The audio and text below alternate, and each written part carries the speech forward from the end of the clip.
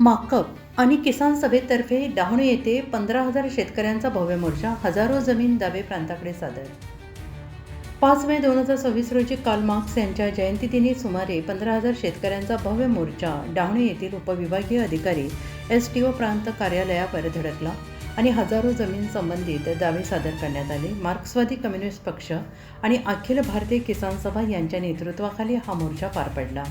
पालघर जिल्ह्यातील डहाणू आणि तलासरी या 2 तालुक्यांमधून मोठ्या संख्येने शेतकरी सहभागी झाले. यात हजारो महिला आणि युवकांचा उत्स्फूर्त सहभाग होता.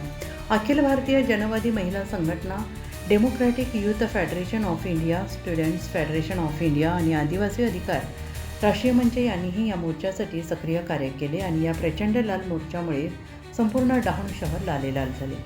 ठाणे, पालघर जिल्ह्यातील इतर सर्व प्रांत कार्यालयांवर असेच हजारोंचे जबरदस्त मोर्चे 6 ते 12 मे या काळात नेण्यात येतील आणि हजारो जमीन अर्ज येथेही सादर केले जातील. 2026मधील पालघर, नाशिक, अकोले येथील ऐतिहासिक लाँग मार्चच्या परिणामस्वरूप जिल्हाधिकाऱ्यांनी आणि नंतर राज्य सरकारने लेखी स्वरूपात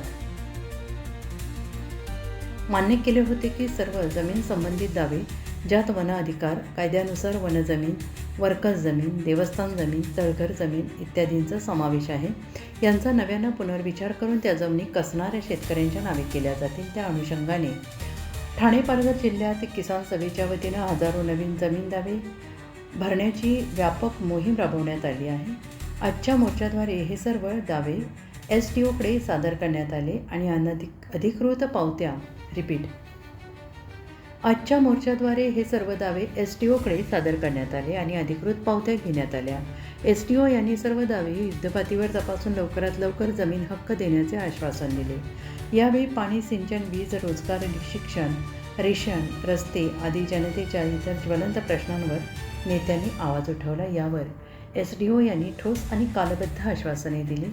महाराष्ट्रातील पेसा कायद्याअंतर्गत काम करणाऱ्या 3,000 महिला मोबिलायझर्सची संख्या 1,000वर आणण्याच्या केंद्र सरकारच्या निर्णयाचा या मोर्चात निषेध करण्यात आला. या संघर्षाचे नेतृत्व माकपचे पॉलिट ब्युरो सदस्य डॉ. अशोक ढवळे आणि मरियम ढवळे, केंद्रीय कमिटी सदस्य आणि आमदार विनोद निकोले, राज्य सचिव मंडळ सदस्य किरण गहला, प्राची हातिवलेकर तसेच राज्य